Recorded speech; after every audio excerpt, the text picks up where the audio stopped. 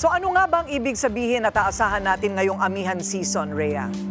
Yes po, good evening po Miss Corina, good evening po sa ating mga taga-subaybay. So ibig sabihin lang po ng simula ng hanging amihan or amihan season sa ating bansa, ay ibig sabihin po noon ay unti-unti na po nating mararanasan yung malamig na simoy ng hangin na nanggagaling po sa norte. At for the next few months po hanggang sa possible darating na next year of March, ay inaasahan po natin na magsisibabaan na po yung mga temperatura natin sa mga susunod na buwan. So yan po yung ibig sabihin ng onset ng amihan season po dito sa ating bansa.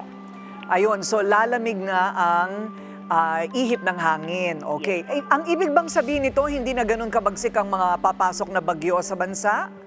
Magiging, may chance pa rin po na magiging malakas pa rin po yung mga bagyo, especially po if favorable yung conditions malapit po sa atin.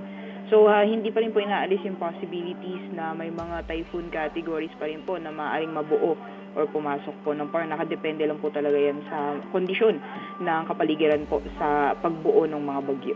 Enjoy tayong lahat sa malamig na temperatura. So magsisimula na ito hanggang mga kailan yan, Rhea?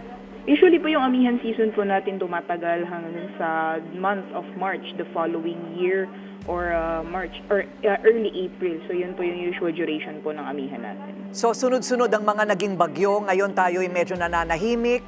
Ano ang forecast? Meron pa ba tayong maaasahan sa mga darating na araw? Sa ngayon po, wala tayong minomonitor na low pressure area o bagyo sa loob at labas ng ating Philippine Air Responsibility. At inaasahan po natin hanggang sa darating na weekend ay wala po tayong inaasahan na sama ng panahon na posible pong magdulot ng malawakan na tuloy-tuloy na mga pagulan sa ating bansa. Although nakikita po natin based sa ating latest na TC Threat Potential Forecast, ito po yung posibilidad na may maaring mabuo sa mga susunod na linggo.